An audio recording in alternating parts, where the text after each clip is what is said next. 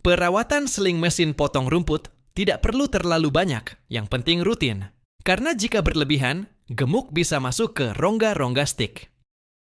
Kali ini saya menggunakan gemuk merek Sobra. Harganya cukup terjangkau dan kualitasnya juga bagus. Buat yang ingin mencoba, sudah saya sematkan di keranjang kuning bawah ya. Terima kasih.